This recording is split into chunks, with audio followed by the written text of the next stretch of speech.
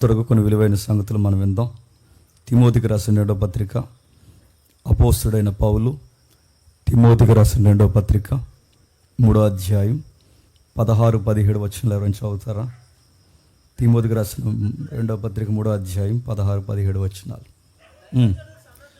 దైవజనుడు సన్నద్ధుడై ప్రతి సత్కార్యమునకు పూర్ణముగా సిద్ధపడి దైవావేశం వలన కలిగిన ప్రతి లేఖనమును ఉపదేశించుటకును, ఖండించుటకును, తప్పుదిద్దుటకును, నీతి యందు శిక్షణ చేయుటకును ప్రయోజనకరమై ఉంది. ఆగుదాం. ఇది చాలా బలమైన స్టేట్మెంట్. ఇది అపోస్తలుడైన పౌలు గారు ఆయన వెళ్ళిపోతూ రాసిన చివరి పత్రిక. చాలా జాగ్రత్తగా వినండి. ఒక సున్నితమైన అంశం ఇది. అన్ని సంఘాలకి, దేవుడు కోరుకున్న సంఘానికి ప్రత్యేకత ఏంటన్నది ఒక్క వచనం తెలుస్తుంది. సంఘాలు చాలా ఉన్నాయి. టౌన్లో ఉన్నాయి, టౌన్ వెలుపలు ఉన్నాయి, సిటీలో ఉన్నాయి, రూరల్లో ఉన్నాయి, 70 సంఘాలు ఉన్నాయి. ఈరోజు ఆదివారం ప్రతి ఒక్కరు కూడా ఇదే వాక్యాలంటే ఈ రిఫరెన్స్ తీసే మాట్లాడతారు. ఇన్ని సంఘాలు ఉన్నప్పుడు, ఇన్ని సంఘాల మధ్య ఈ సంఘానికి ఉన్న ప్రత్యేకత ఏంటని మీరు నన్ను అడగగలిగితే ఈ రిఫరెన్స్ని బట్టి మీకు ఒక ఆన్సర్ నేను చేయగలను. సత్యము. సంఘమట సత్యానికి స్తంభమట, సంఘమట సత్యానికి ప్రతినిధిగా ఉండాలట, సంఘమట సత్యానికి ఇమేజ్గా నిలబడాలంట. ఈరోజు లేదు, సంఘాల్లో సత్యం లేదు. ఈరోజు చూడండి, ఎక్కడ లేని సాక్ష్యాలు చెప్పడం మంచిదే. ఒకప్పుడు తిరిగిపోతున్నండి, మారాను, వెరీ గుడ్, మంచి సాక్ష్యం. ఒకప్పుడు తాగుబోతున్నండి, మారాను, వెరీ గుడ్ సాక్ష్యం. కానీ గంటలు సాక్ష్యం చెప్పి చివరిలో ఆమెనని ఇంటికి వెళ్ళిపోతున్నారంటే దానివలన ఏమన్నా ఉపయోగం ఉందా? ఆ తిరిగిపోతే ఎందుకు మారాడు? నువ్వు తిరిగిపోతువురా అని చెప్తే మారాడు వాడు. ఆ తాగుబోతు ఎందుకు మారాడు? నువ్వు తాగుబోతువురా అని చెబితే మారాడు వాడు. వర్డ్, గాడ్స్ వర్డ్ అన్నది ఎక్స్పోజ్ చేయబడాలి. దేవుని వాక్యాన్ని వివరణాత్మకంగా మాట్లాడాలి. ఏం చెబితే మారుతారంటే, నా సాక్ష్యం చెబితే మీకు దేవుడు కనబడతాడు లేదో కానీ మీకు దేవుడు కనబడే కానీ నేను కనబడతాను. నా సాక్ష్యం వివరించుకుంటూ నేను పోతే మీరు దేవుడికి ఫ్యాన్స్ అవుతారు లేదో నాకు తెలియదు కానీ చెప్పండి, జేమ్స్కి ఫ్యాన్స్ అవుతారు. టెస్టిమనీ చెప్పొద్దు అంటలేదు, కానీ టెస్టిమనీ వెనకాలే వివరించాల్సిందే చెప్తున్నా. వాక్యము. సాక్ష్యాలు ఎక్కువైపోయాయి, నవ్వుకునే సాక్ష్యాలు ఎక్కువైపోయాయి. ట్రోల్స్ చేస్తున్నారు, కామెంట్స్ చేస్తున్నారు. బయట ఎవరైతే ప్యాగన్స్ ఉన్నారో వాళ్ళందరూ చిన్న కామెంట్లు పెడుతున్నారా, సుత్తిగలరా మీరు అందరూ అంటున్నారు. అన్నీ ఎలాంటివి చెప్తారా? సైన్స్ ఉండదు, లాజిక్ ఉండదు, ఒక బేస్ ఉండదు, మీరు చెబుతున్న దానికి హిస్టరీ ఉండదు, అన్నీ ఎలాంటివి చెప్పి మబ్బి పెడతారా ప్రజలు. అసలు మీ రిలీజనే ఒక కల్ట్ రిలీజన్ అని ఈరోజు కామెంట్ చేయట్లేదా? కొన్ని టెస్టిమనీలు వింటుంటే మనకైనా వస్తుంది, డౌట్ వస్తుంది. ఏమైందని అడిగితే ఆవిడెవరో ఉంది, నేను పేరు ఎత్తకూడదు, ఆ సహోదరుని కూడా బాధ పెట్టడం నాకు ఇష్టం లేదు. మరి ఎందుకు చెబుతుందో, మరి ఏమనుకుందో, భయం లేదో ఏంటో, ఆ పులిపేట మీద నిలబడి ఆ గొడ్డల సాక్షి ఎంతమందికి కామెడీ అయిపోయింది. ఒక ఆమె గొడ్డల సాక్ష్యం అంటది, ఒక ఆమె ఏమో పిల్లుల సాక్ష్యం అంటుంది, ఒక ఆమె ఏమో ఎలకల సాక్ష్యం అంటుంది, ఒకడేమో ఆవకాయ పచ్చడి అంటాడు, మరొకడేమో గోంగూర పచ్చడి అంటాడు. ఈ సాక్ష్యాలు ఏంటంటే పిచ్చి సాక్ష్యాలు చెప్తున్నారు ఈరోజు సోషల్ మీడియాలో. అది క్రిస్టియన్ ప్లాట్ఫామ్ అవడం చాలా బాధాకరం.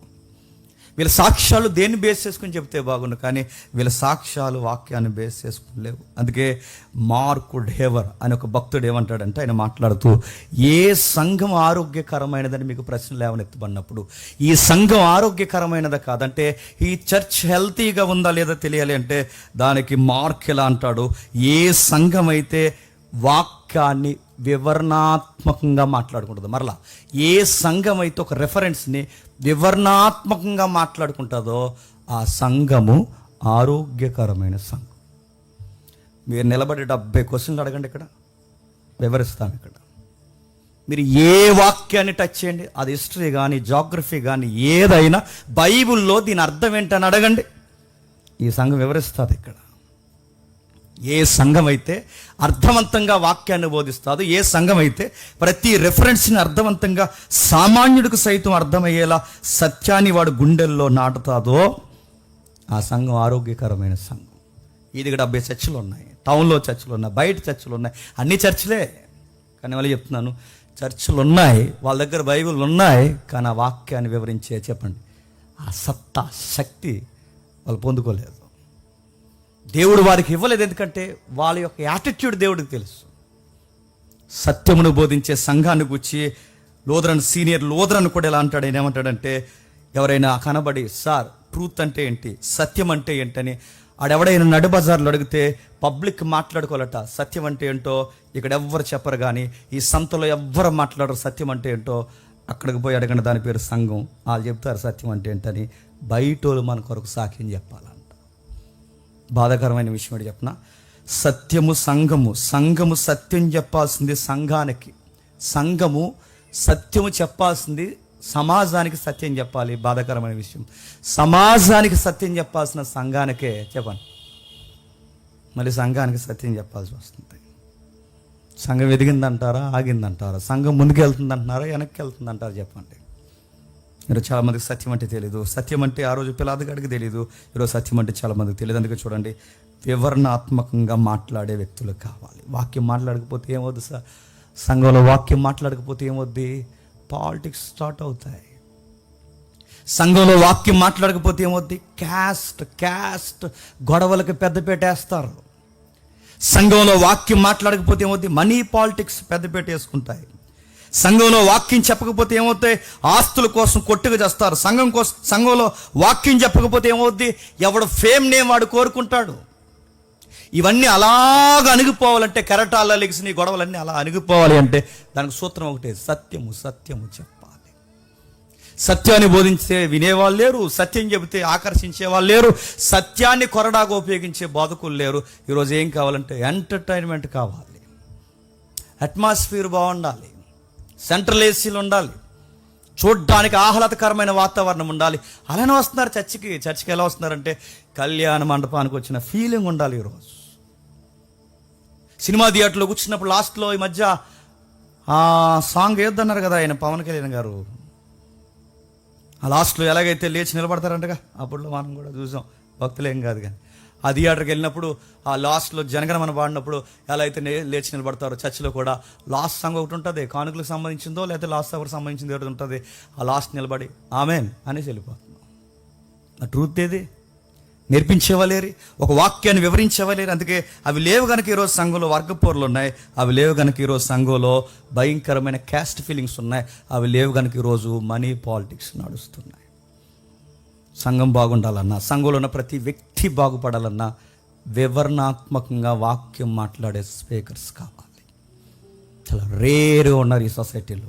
అందుకే దేవుడు తన గూర్చి మాట్లాడుకుంటూ తన వాక్యానికి పెద్ద పెట్టేస్తూ ఎబ్రీ పత్రికలు ఏమంటున్నాడు ఒకసారి చూడండి. మొదటి అధ్యాయం, ఎబ్రీల్ రాసిన పత్రిక మొదటి అధ్యాయం 2వ వచనం. ఎబ్రీల్ రాసిన పత్రిక మొదటి అధ్యాయం 2వ వచనం. ఈ దినముల అంతమందు కుమారుని ద్వారా మనతో మాట్లాడెను, ఆ కుమారుని సమస్తమునకును వారసునుగా నియమించను. జరుగుతున్న విషయాన్ని చూడండి. ఈ దినముల ఎంతమంది, పూర్వకాలంలో నానా విధములుగా నానా సమయాల్లో నానా రకాలుగా మాట్లాడిన దేవుడు ఈ దినముల ఎంతమంది ఎలా మాట్లాడుతున్నాడట, కుమారుని ద్వారా. మీకు ఆ మాట చదువుతున్నప్పుడు మీకు ఏమనిపిస్తుందో తెలియదు, కానీ గదిలో కూర్చుని ఆ మాట చదివితే నేను చెప్తున్నాను కన్నీళ్ళు వస్తాయి. గదిలో కూర్చుని ఆ మాట చదివితే మళ్ళీ చెప్తున్నాను రోమాలు నెక్కబడుస్తాయి. ఆ మాట ఇలా చదవండి ఈసారి నేను చెప్పినట్టు. ఆ మాట ఏంటో తెలుసా, కుమారుని ద్వారా దినముల అంతమంది మాట్లాడిన దేవుడు ఆ మాటలను రికార్డ్ చేసి నా చేతుల్లో పెట్టి నిన్ను నన్ను అన్నాడట, రే జేమ్స్ ఆ మాటలు నువ్వు మాట్లాడరా అన్నాడట. తన కుమారుడు మాట్లాడిన మాటలను దేవుడు రికార్డ్ చేసి నా చేతుల్లో పెట్టి అవి నువ్వు మాట్లాడరా నీకు నాకు నా చేతులకు ఇచ్చాడంటే నిన్ను నన్ను దేవుడు ఎంత నమ్మాడు చెప్పండి.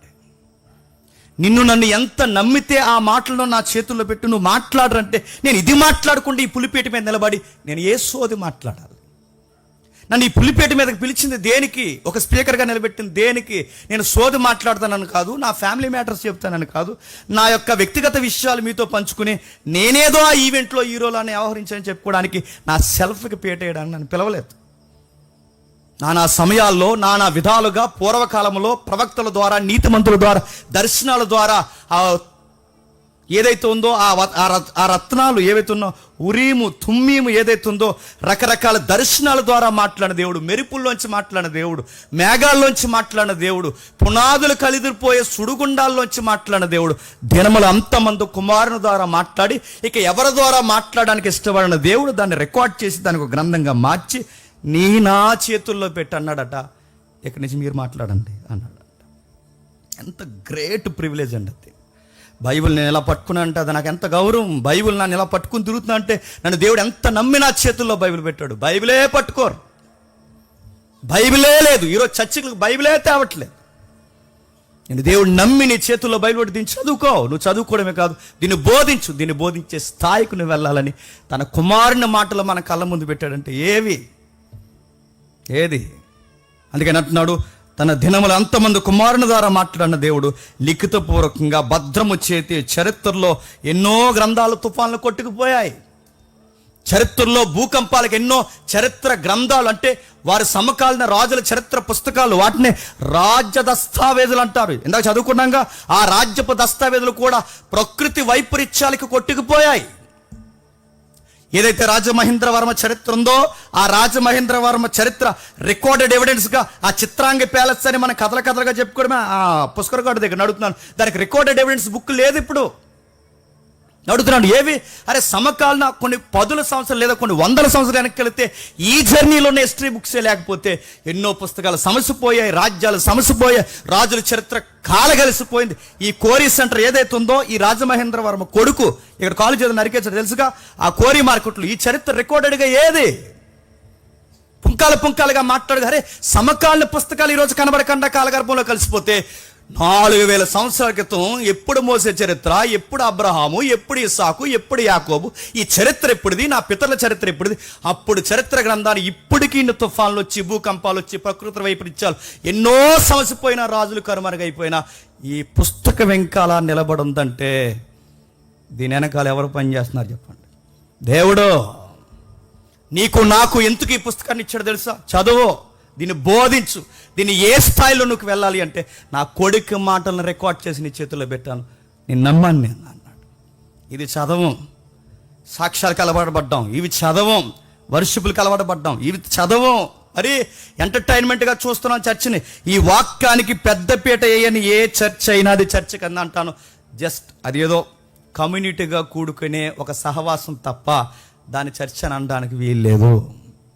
దాన్ని సంఘం అనకూడదు. ఏదో వాళ్ళు వస్తారు, వాళ్ళ క్యాస్ట్ వాళ్ళు అందరూ ఏదో వాళ్ళు వస్తారు, వాళ్ళకి ఏదో బాగుంది, ఏదో 4 పాటలు పాడుకుంటారు, 4 మాటలు మాట్లాడుకుంటారు, అనుకూలమైన రెఫరెన్స్ మాట్లాడుకుంటారు, ఇంటికి వెళ్ళిపోతారు అంతే. చాలామందికి తెలియదు, 100లో 99% మందికి తెలియదు. చెప్పిన అందరూ వాక్యమే చెప్తున్నారండి అంటారు. నీ బంధు చెప్తున్నారు, అందరూ వాక్యమే చెప్తున్నారండి, అందరూ ఆ రిఫరెన్స్ చెప్తున్నారు, ఆ రిఫరెన్సే చెప్తారు, ఆ బైబిలే తెరుస్తారు, కానీ కల్ట్ గాస్పల్ స్టార్ట్ చేస్తారు. అందుకే దేవుడు అంటున్నాడు, ఉపదేశించుటకును, ఖండించుటకును, తప్పుదిద్దుటకును. ఆ మేజర్ పాయింట్స్ ఏవైతే ఉన్నాయో ఖండించుటకు, తప్పుదిద్దుటకు, శిక్షణ చేయడానికి ముందు వరుసలో పెట్టిన ఫస్ట్ పాయింట్ ఏంటి చెప్పండి? ఉపదేశించుటకు. ఇప్పుడు చెప్పండి, గింజుకుని, బల్లగుద్ది, సొక్కాలు చింపుకుని, అరిసి, గొంతులు పోగొట్టుకుని ఇక్కడ నిలబడి ఇలా మాట్లాడుతున్నామంటే మీరు చర్చికి నేను ఎందుకు వస్తున్నాను చెప్పనా? మీరు వాక్యం వినేసి నోట్సుల్లో రాసుకుని టైపింగ్ చేసుకుని వెళ్ళిపోవడానికి కాదు. మీకు దేవుడు వాక్యాన్ని ఇచ్చింది, దేవుడు ఎందుకు ఇచ్చాడు చెప్పనా? ఉపదేశించుటకు. బైబిల్ పర్పస్ ఏంటి చెప్పండి? చదివి మనశ్శాంతికి బాగుందని చదవడం కాదు చెప్పండి. దాన్ని మనశ్శాంతికి చదవడం కాదు. మరి ఎందుకు చదవాలి చెప్పండి? అక్కడ ఆ రిఫరెన్స్ బట్టి చెప్పండి. ఉపదేశించాలి. ఈ గ్రంథాన్ని ఎందుకు చదవాలంటే ఉపదేశించాలి. నీదేది, నీ స్టాండింగ్ ఏది? 5 ఏళ్ళు అయింది, 10 ఏళ్ళు అయింది, 20 ఏళ్ళు అవుతుందో చర్చకు వచ్చి, ఇప్పటికి ఒక రెఫరెన్స్ నిలబడి నువ్వు ఉపదేశించగలవా? వివరించగలవా? దాన్ని రెఫరెన్స్ ఏంటని అడిగితే వివరించగలవా? ఆ రెఫరెన్స్ ఏంటని అడిగితే వివరించగలవా? ఒక పుస్తక చరిత్ర ఏంటో చెప్పగలుగుతున్నావా? దీన్ని చెప్పాలి. ఈ గ్రంథాన్ని దేవుడు నిన్ను నమ్మి తన కుమారుని ద్వారా రాయించిన మాటలు నమ్మి నీ చేతులు ఎందుకు పెట్టాడు, దీన్ని వివరించాలి. ఆయన ఆవేదన అది. ఆయన రాయించి నీ నా చేతులు ఎందుకు పెట్టి, దీన్ని వివరిస్తే గాని ప్రజలు మారరు, దీన్ని వివరిస్తే గాని తాగుబోతులు మారరు. దీన్ని వివరించాలి. నీ టెస్ట్ మనీ చెప్తే ఎవడో మారడు, నా టెస్ట్ మనీ చెప్తే ఎవడో మారడు. నా సాక్ష్యాలు, నా ఎంటర్టైన్మెంట్, ఉజ్జీవ గీతాలు పాడితే ఆ గంట బాగుంటారేమో కానీ వాడు స్టాండర్డ్గా వాడికి ఎత్తనం పడదు. ఒకరిని మార్చాలి అంటే వాడు సుదీర్ఘంగా దేవుని కోసం నిలబడాలి అంటే దానికి సూత్రం ఒక్కటే, వాక్యము వివరించాలి, దాన్ని ఉపదేశించాలి, దాన్ని ఖచ్చితంగా దాన్ని ప్రజలకు అర్థమయ్యే రీతిలోకి తీసుకురా. అందుకే బైబిల్ ఎక్కడ మీరు ఈ ప్యాటర్న్ నేను చెప్తున్నా యూలో మీరు చదవండి, దానికే మొదటి ప్లేస్ ఇచ్చారు. ఉపదేశించాలి, ఉపదేశించాలి, ఉపదేశించాలి. ఉపదేశించడమా? ఉపదేశమే సరిగానమ్మా. ఉపదేశించడం ఎక్కడెట్టినారు చెప్పండి.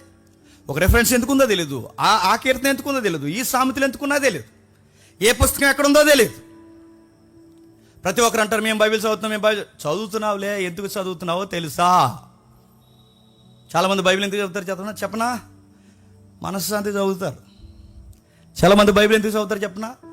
చదివితే మంచి జరుగుతుందని చదువుతారు. చాలామంది బైబిల్ ఎందుకు చదువుతారు చెప్పనా? ఈరోజు చదవకపోతే దారిలో ఏమైపోతుందని చదువుతారు. చాలామంది బైబిల్ ఎందుకు చదువుతారు చెప్పనా? చెప్పండి. ట్రెడిషనల్గా అలవాటు పడిపోయి చదువుతారు. కానీ బైబిల్ ఎందుకు చదవాలి చెప్పనా? ఉపదేశించుటకు చదవాలి. గుర్తుపెట్టుకో, నువ్వు నేర్చుకోవాలి, చెప్పండి, ఇతరులకు నేర్పించాలి. నీకు అంత శ్రద్ధ ఉంటే ఏం చేస్తావు చెప్పనా? దానికి ఒక పెన్ మెయింటైన్ చేస్తావు, దానికి ఒక పుస్తకం మెయింటైన్ చేస్తావు. నీకు ఈ పాయింట్ స్ట్రైక్ అయితే నువ్వేం చేస్తావు చెప్పనా? ఎవడైనా ఉపదేశకుడు కనబడితే 70 సార్లు క్వశ్చన్ అడిగి ఇదేంటన్నా దీని సంగతి ఏంటన్నా తెలుసుకునే వరకు నీకు అన్నం కూడా తినబుద్ది. మేము అలాగే నేర్చుకున్నాం. బైబిల్ మళ్ళీ చెప్తున్నాం, నేర్చుకుంటున్నాం. ఇంకా నాకు ఏదైనా రెఫరెన్స్ ఒకటి తెగకపోతే, అది చరిత్రలో తెగకపోయినా ఏదైనా తెగకపోతే అది ఎందుకు తెగదు? అది ముడిపట్టు ఉండాలి మనకు. అది ఎందుకు, నాకెందుకు అర్థమవుతుంది? నాకు అర్థం కాకుండా దేవుడు ఎందుకు రాస్తాడు? నాకు అర్థం అవ్వాలని రాస్తాడు, కానీ నేను చదవాల్సిన విధంగా ఏదో చదవట్లేదు. ఇలాంటి కసి ఎవరికైతే ఉంటుందో మళ్ళీ చెప్తున్నాను, దేవుడు నీతో మాట్లాడడం స్టార్ట్ చేస్తాడు. సందర్భాలు లేకుండా వాక్యాలు చదువుతారు. ఒక ఆవిడ అంటుంది, పెళ్లి చూపులకి వెళ్ళారు. పెళ్లి చూపులకి వెళ్తే మా పాప బాగా చదువుతుందండి వాక్యాలు అంత. అంటే పాస్టర్ గారు తీసినట్టు చదివేస్తుంది అంటే, పాస్టర్ గారు తీసినట్టు టకటకా చదివేస్తుందండి. అంటే బాగా చదువుతుంది అయితే మీ పాప వాక్యం అన్నారు పెద్దలందరూ. పెళ్లి పెద్దలు ఉంటారు కాబట్టి బాగా చదువుతుందండి, ఎంత స్పీడ్గా చదివేస్తుందో అన్నారు. అప్పుడు ఈ పెళ్లి కొడుకుని అలాంటి వాడు అన్నాడు, బాగా చదువుతుంది అయితే ఆమోస్ గ్రంథం ఎక్కడుందో తీయమనండి అన్నాడు. అది అంటుంది, అదే తీయలేదు పిల్ల అడుగుతున్నా. మరొక ఉదాహరణ చెప్తాను వినండి. సందర్భం లేకుండా ఏది పద్ధతి చదివితే ఎంత కల్ట్గా ఉంటుందని చెప్తాను వినండి. ఒక బ్రదరు అడిగే సమ్ ప్రాబ్లం, వాడిని తీసుకెళ్ళి హాస్పిటల్లో జాయిన్ చేశారు. ఆడి ధైర్యం కొరకు ఏదో వాక్యం చదువుకున్నాడు. ఆడికి ఏ కీర్తన దొరకలేదని 120 కీర్తన చదువుకున్నాడట. ఆ కీర్తన చదువుకుని ఇక నీ దుడ్డు కర్ర ఏ ఉంటాయి కదా పదాలు చదువుకుని, దేవుడు నాకు చాలా తోడుకున్నాడు, ఐసీయూలోకి వెళ్ళిపోయిన దేవుడు నన్ను వదలడు అనుకున్నాడు. ఆడు చదివాడు. తర్వాత నాకు ఎవరించాడు, నేను అడిగాను, ఈ కీర్తన నాకు చాలా ధైర్యం ఇది, దీన్ని పట్టుకుని నేను వెళ్ళిపోయినాక థియేటర్లోకి అన్నాడు. తర్వాత నేను అన్నాను, ఆ కీర్తన ఏంటో తెలుసా అని అడిగాను. ఏంటది? అది యాత్ర కీర్తన. యాత్ర కీర్తన అంటే త్వరగా పొమ్మని. ఇట దాదా అదే ఇది చెప్తున్నాను. సందర్భం ఉంటుంది ప్రతిదానికి. నువ్వు ఏది పడితే తగిలించేసుకుని ఏది పడితే దాన్ని అప్లై చేసుకుంటే అడుగుతున్నాడు. ఇందుకే దేవుడు అన్నాడంటే ఉపదేశించుటకు, నేర్చుకుంటకు, తప్పుదిద్దుటకు, ఖండించుటకు బైబుల్ని ఈ పర్పస్లోనే ఇచ్చాడు. దీన్ని ఇలానే వాడాలి. జ్యోతిష్యానికి వాడినట్టు వాడకూడదు, పేక ముక్కలకు వాడినట్టు వాడకూడదు. ఇదిగో నీవేదో లాటరీ ఆడుతున్నావే దాన్ని అలా వాడకూడదు. దేవుడు అలా ఇవ్వలేదు. అలాంటి పద్ధతులను ఉపయోగించావో ఆయన ఖచ్చితంగా కొడతాడు. దానికి ఒక ఉద్దేశం ఉంది, ఆ ఉద్దేశ ప్రకారమే వాడాలి. అందుకే ఆది సంఘము కూడా దేనికి పెద్ద పెట్టేసింది ఒకసారి చూడండి. అపోస్తుల కార్యములు 1వ అధ్యాయం 8వ వచనం. అపోస్తుల కార్యములు 1వ అధ్యాయం 8వ వచనం. అయినను పరిశుద్ధాత్మ మీ మీదకి వచ్చినప్పుడు మీరు శక్తి నొందెదరు గనక మీరు యెరూషలేములోను యోదయ సమరయ దేశముల యందంతటను భూ దిగంతాల వరకు నాకు సాక్షులయ్యుందురు. ఇప్పుడు బాగా విన్నారు, నాకు సాక్ష్యం చెప్పాలి, నాకు సాక్ష్యం చెప్పాలి. పేతురు, కేఫా, ఇంకెవరైతే ఉన్నారు, జాన్, మీరందరూ ఏం చేయాలి తెలుసా? నాకు సాక్ష్యం చెప్పాలి. జేమ్స్, మీరందరూ నాకు సాక్ష్యం చెప్పాలి. ఈ పేతురు, యాకోబు, యోహానులు ఎవరైతే ఉన్నారో ఈ 12 మంది శిష్యులందరినీ నాకు సాక్ష్యం చెప్పాలని అడుగుతున్నాను. ఏ సాక్ష్యం చెప్పారు చెప్పండి. నేను యేసుక్రీస్తులోకి రాకముందు పేతురు గారు ఇలా చెప్పాడు ఆ సాక్ష్యం. నేను యేసుక్రీస్తులోకి రాకముందు నా గడ్డం గుబురుగా ఉండేది, నేను నిలువు టంగిలు వేసుకుని తిరిగేవాడిని. దేవుని దయ వల్ల బోట్ల మీద తిరిగే నన్ను జాగ్రత్తగా దేవుడు కార్ల మీద తిప్పుతున్నాడు. ఎంతకన్నా గాడ్స్ బ్లెస్సింగ్ ఏముంటుంది అన్నాడా? ఈ తరం కేఫాలు అయితే ఇలాగే చెబుతారు. దేవుళ్ళలోకి రాకముందు మేము ఎలా ఎండలో తిరిగేవాళ్ళం, దేవుళ్ళలోకి వచ్చిన తర్వాత తిరిగేలా మేము సుఖభోగాలతో ఫ్లైట్లో తిరుగుతున్నాం. ఇదిగో ఫ్లైట్లో దిగుతున్నాను, మళ్ళీ ఫ్లైట్లోకి సెల్ఫీ. మనం కూలిపోయిన ఫ్లైట్ ఎక్కించాలండి వీళ్ళందరినీ. ఆ ఫ్లైట్లో సెల్ఫీ, ఫ్లైట్ ఎక్కుతున్నప్పుడు సెల్ఫీలు, ఫ్లైట్ దిగుతున్నప్పుడు సెల్ఫీలు, ఫ్లైట్ నుంచి మళ్ళీ వాష్రూమ్కి వెళ్తున్నప్పుడు సెల్ఫీ, అక్కడ ఎయిర్పోర్ట్లో సెల్ఫీ. అంటే వాళ్ళు ఎందుకు చూపిస్తారంటే ఈ ప్రాస్పరిటీ అనే ఈ హై ఫిగర్స్ ఎవరైతే ఈ పాస్ కలిసిని ఏం చేస్తారంటే ఈ పాస్ కలిసిని తీసుకొచ్చి దేవుడు మమ్మల్ని ఎంత బ్లెస్ చేసాడు. ఇదిగో 5 స్టార్ రెస్టారెంట్లో కూర్చొని మేము టిఫిన్ చేస్తున్నామంటే దేవుడు మమ్మల్ని చెప్పండి ఎంత బ్లెస్. ఇది విట్నెస్ కాదు నన్ను అడిగితే, ఇది సాక్ష్యం కాదని అడిగితే దీన్ని ఎవడన్నారు సాక్ష్యం అని? మీరు దేవుడి పేరు మీద ఆ డబ్బుని మీరు లగ్జరీకి ఉపయోగిస్తున్నారు. ఫ్లైట్లో తిరిగేది దేవుని డబ్బు, మీ రెస్టారెంట్లో మీరు తిని బలుస్తున్నది దేవుని డబ్బు.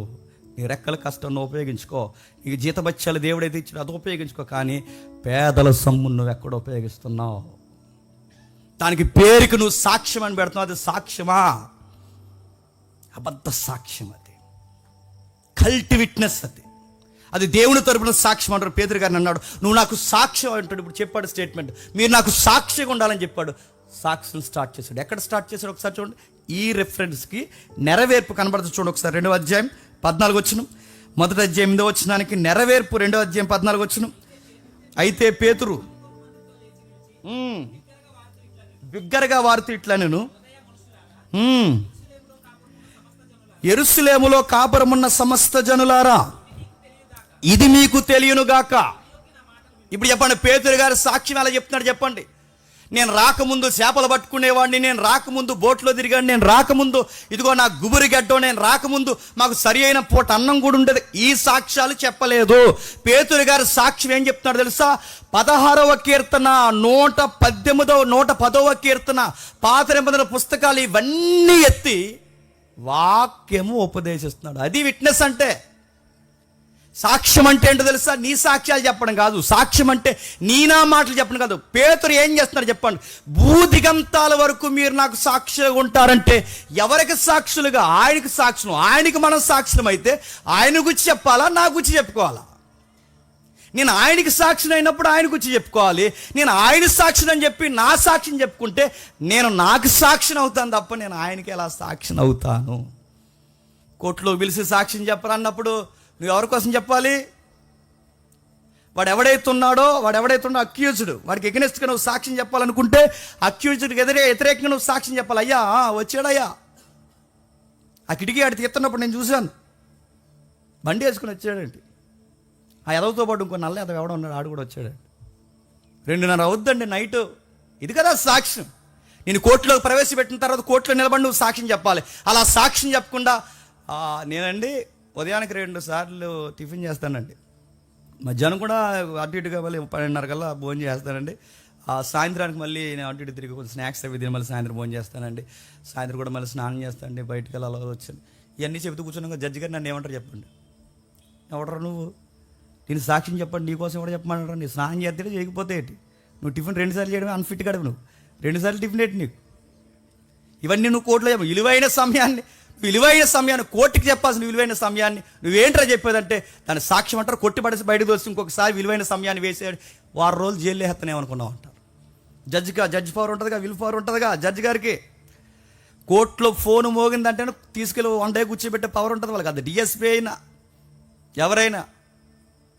అలాంటి గొప్ప సాక్ష్యం బాగా వినండి. ఒక సాక్ష్యం చెప్తున్నప్పుడు సాక్ష్యం అంటేనే మనకు అర్థమవుతుంది. మన కోసం చెప్పుకునేది సాక్ష్యం కాదు చెప్పండి, ఇతరుల కోసం చెప్పేది సాక్ష్యం. ఇప్పుడు క్రైస్తవ వెలుగులో నా కోసం నేను చెప్పుకునేది సాక్ష్యం కాదు చెప్పండి, నా ప్రభువు కోసం చెప్పేదే సాక్ష్యం. సాక్ష్యాల పేరు మీద ఏం చెప్తున్నారు? ప్రభువుని మరుగు చేస్తున్నారు చెప్పండి, మీ గురించి ఎక్కువ చెప్పుకుంటున్నారు. పేతురు గారు మొదలెడుతున్నారు. ఆయన చెప్తున్నాడు, ఇదిగో సహోదరులారా, ప్రజలారా అని మొదలుపెట్టిన పేతురు గారు, పామరుడైన పేతురు గారు ధర్మశాస్త్రంలో మూలాలెత్తి మాట్లాడుతున్నాడు. ఎక్కడ యోవేలు చరిత్ర, ఎక్కడ 16వ కీర్తన, ఎక్కడ 117వ కీర్తన. ఈ కీర్తనని ఎత్తి మాట్లాడి ఒక సుదీర్ఘమైన ప్రసంగం చేస్తే, ఆ సుదీర్ఘమైన ప్రసంగంలో దావీదును కోట్ చేశాడు, అబ్రహామును కోట్ చేశాడు, మోసేను కోట్ చేశాడు, భక్తులను కోట్ చేశాడు, వీళ్ళందరిని కోట్ చేసి ఒక సుదీర్ఘమైన ప్రసంగం చేస్తే, ఆ వాక్యాన్ని వివరించినందుకు మారిన వారి సంఖ్య చెప్పండి. పేతురు గారు గుచ్చి పేతురు గారు చెప్పుకుంటే 3000 మంది మారతారా? పేతురు గారి ప్రసంగానికి 3000 మంది మారారంటే అక్కడ సీక్రెట్ ఏంటి చెప్పండి? లేఖనాలు వివరించారు. చర్చ్ ఎప్పుడు డెవలప్ అవుతుందో చెప్పిన రెఫరెన్స్ వివరించాలి, లేఖనాలు వివరించాలి. నా ముందు మాట్లాడినోడు కూడా రెఫరెన్సే వివరించాలి. నేను నిలబడినా రెఫరెన్స్ వివరించాలి, నా తర్వాత ఎవరు నిలబడినా రెఫరెన్స్ వివరించాలి. ఇక్కడ ఆకర్షణీయమైనది ఏదంటే రెఫరెన్స్ అర్థమయ్యేలా వివరిస్తారు. అదే అట్రాక్షన్. ఇక్కడ వర్షిప్ బాగుంటుందండి, లైట్లు ఆపుతారండి, లైట్లు వేస్తారండి, పొగ వదులుతారండి. ఈ పొగలో తిరిగే బ్యాచ్ ఏంటి నాకు అర్థమవుతుంది, మరి శ్మశానాల్లో తిరిగేవారు నాకు అర్థమవుతుంది. ఈ మధ్యకాలంలో పొగలోంచి వచ్చేస్తున్నారు పాస్టర్ గారు, అలా పొగలోంచి వస్తారు, అలా కోటేలా తీస్తారు, కోటేలా తీసి ఇలా జేబులో చెయ్యెట్టి హల్లెలూయా అన్నాడంట. ఇలా చెయ్యలా హల్లెలూయా అనగానే హల్లెలూయా అంటారు. అంత స్టైల్ బ్యాచ్. పొగలో తిరుగుతున్నా పొగ బ్యాచ్ అంత అడుగుతున్నాను. మీకు ట్రూత్ అంటే తెలియదు. ఆ వర్షిప్ చేస్తున్న బ్యాచ్ కాడికి మార్క్స్ వార్త ఎన్నో పుస్తకం అడిగితే తెలియదు వాడికి, యోహాను సువార్త ఎన్నో పుస్తకం అంటే తెలియదు వాడికి. వర్షిప్లు చేస్తున్నారు. మీకు ట్రూత్ నేర్చుకోండి, ముందు వాక్యం నేర్చుకోండి, రెఫరెన్స్ ఏంటి నేర్చుకోండి, ఉద్దేశాలు ఏంటో నేర్చుకోండి, అప్పుడు చేయండి. ఈ వర్షిప్లు దేవుని దృష్టికి ఘనంగా ఉంటాయి. అందుకే పేతురు గారు నిలబడ్డారు. పండితుడు కాని పామరుడు పండితులందరూ వింటుండగా పండితులను సైతం కదిలించాడంటే పేతురు గారిలో పాండిత్యం ఉందా? పేతురు గారిలో యూనివర్సిటీ విద్య ఉందా? ఐటీ సెక్టర్ నుంచి వచ్చిన బోధకుడు ఆయన కాదు. చేపలు పట్టుకుని సాయంత్రానికి 4 చేపలు పడితే అమ్ముకునే పూట మెతుకులు కొనుక్కుని తినేసే ఒక సామాన్యుడైన మాసిపోయిన గడ్డం సిరిగిపోయిన బట్టలేసి తిరిగే ఒక సామాన్యుడైన పామరుడైన వాడు ఇంతమందిని ఎలా మార్చగలిగాడంటే ఆయనకి పాండిత్యం తెలియదు, ఏమీ తెలియదు. ఆయన అంతలా మార్చడానికి కారణం ఒక్కటే, రెఫరెన్స్ వివరించాడు. అదే సీక్రెట్ గుర్తుపెట్టుకోండి. రెఫరెన్స్ వివరించారు. ఎన్ని రెఫరెన్స్? ఇంకా 3వ అధ్యాయం రండి ఒకసారి. 3వ అధ్యాయం అపోస్తుల కార్యములు, త్వరగా 3వ అధ్యాయం అపోస్తుల కార్యములు 3వ అధ్యాయం మొదటి వచనం. పగల 3 గంటలకు పేతురును యోహానును దేవాలయమునకు ఎక్కి వెలుచుండగా ఒక మనుష్యుడు మోసుకొని పోబడుచుండెను. ఏం జరుగుతుందో చూడండి. అక్కడ ఒక వండర్ జరుగుతుంది, ఒక మిరాకిల్ జరుగుతుంది. చాలా కాలం నుంచి ఒక వ్యక్తి అక్కడ అడుక్కుంటున్నాడంట, క్షమించండి. అక్కడ భిక్షాటన చేస్తూ ఆయన కూర్చున్నప్పుడు ఆ భిక్షాటన చేస్తున్న వాడిని కూడా పేతురు యోహానులు గౌరవించారట. వాళ్ళని అడుగుతున్నాడు, ఈ భిక్షాటన చేస్తున్నాడు, అయ్యా ఏదన్నా ధర్మం చేస్తారా అని అడిగితే పేతురు యోహానుల దగ్గర ఏమున్నాయి? ఇప్పుడు స్పీకర్ దగ్గర అయితే అకౌంట్లో ఫుల్గా ఉన్నాయి. ఇప్పుడు స్పీకర్ దగ్గర ఏమన్నా చెప్పండి? లగ్జరీ. ఆయన ఎవరో వేసుకున్న షూ కాస్ట్ 2 లక్షలు. షూ ఇల్లు వెళ్తే బాగుండు, అలా వెళ్తాం రాత్రులు.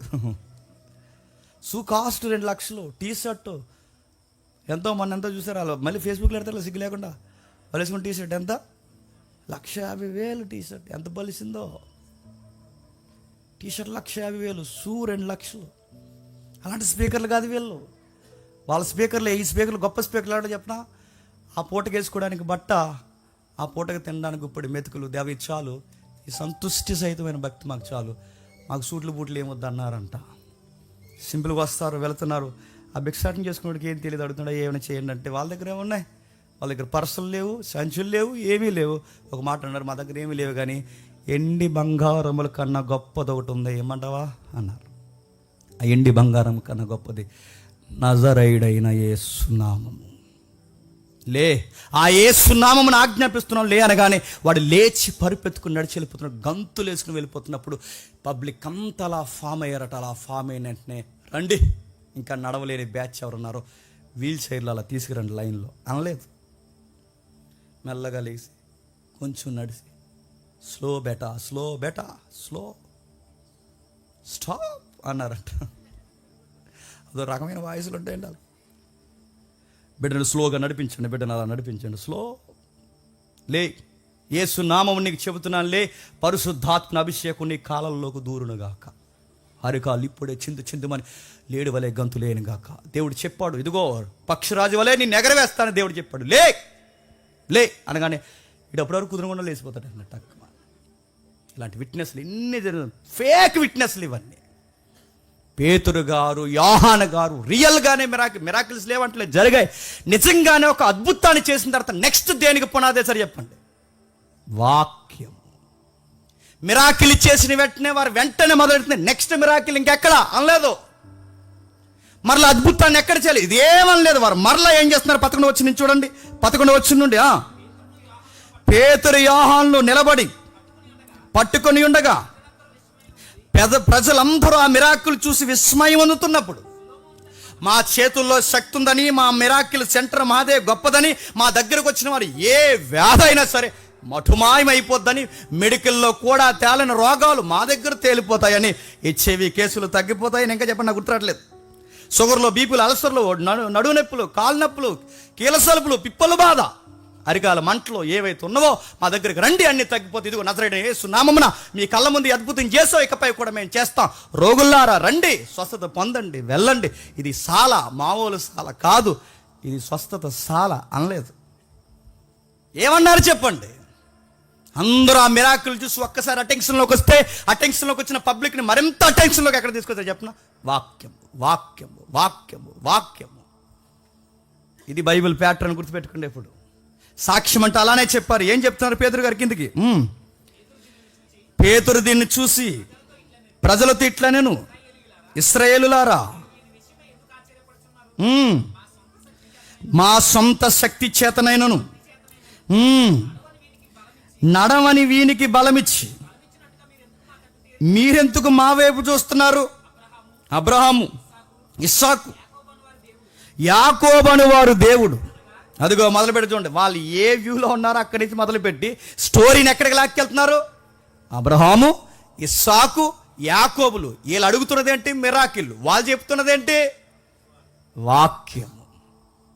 మీరు మా వైపు ఎందుకు చూస్తున్నారు? దేవుని వైపు చూడండి, కార్యం చేసిన దేవుని. ఇప్పుడు మా సంఘానికి రండి, మా వైపే చూడండి. ఇదిగో ఏ దుకాణం దగ్గర పెడితే ఆ దుకాణం దగ్గర పెన్నులు కొనకండి. ఆ స్టాల్ మంది, అది కపాల స్టాల్. అది పేరు మార్చుకోండి, ఇంక నన్ను అడగండి. అది కపాలం మందే.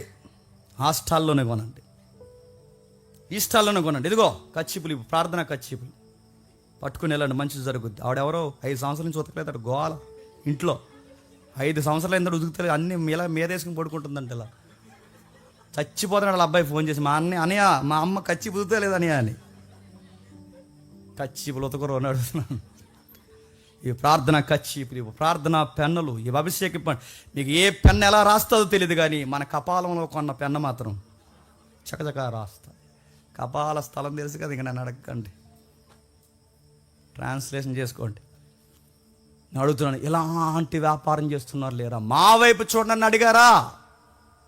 వాళ్ళు మిరాకిల్స్ చేసి చెబుతున్నారా? పేతురు గారు నిలబడి, మీరు 11 వచ్చిన ఇంటికి వెళ్ళిన చదవండి, 26 వచ్చిన వరకు మొత్తం ఒక సుదీర్ఘమైన ప్రసంగం చెప్పారు ఇద్దరు కలిసి. వాళ్ళిద్దరు బెస్ట్ స్పీకర్స్ అంటే, వాళ్ళిద్దరు కలిసి నిలబడి ఒక సుదీర్ఘమైన ప్రసంగం చేస్తే, అందులో మీరు ఇంటికి వెళ్ళిన రాసుకోండి. అందులో రెఫరెన్స్ చెప్పిన ద్వితీయోపదేశకాండం 18వ అధ్యాయం 15 వచనం కోట్ చేస్తాడు, 18వ వచనం కోట్ చేస్తాడు, 19వ వచనం కోట్ చేస్తాడు, ఆదికాండం 12వ అధ్యాయం మొదటి 3 వచనాలు కోట్ చేస్తాడు, ఆదికాండం 22వ అధ్యాయం 18వ వచనం కోట్ చేస్తాడు, ఆదికాండం 26వ అధ్యాయం 4వ వచనం కోట్ చేస్తాడు, ఆదికాండంలో పితరుల ముగింపు చరిత్రను కోట్ చేస్తాడు. మొత్తం కోట్ చేసి ఆ ప్రసంగాన్ని ల్యాండింగ్ ఎక్కడికి తెస్తాడు తెలుసా?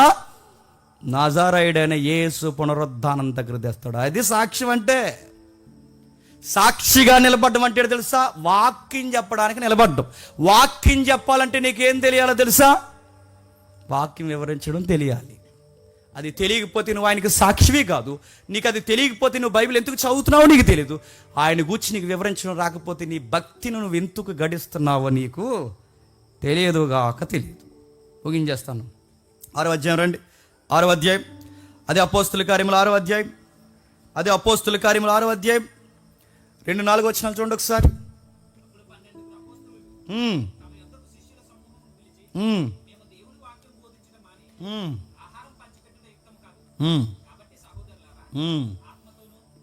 ఏటి యుక్తం కదట?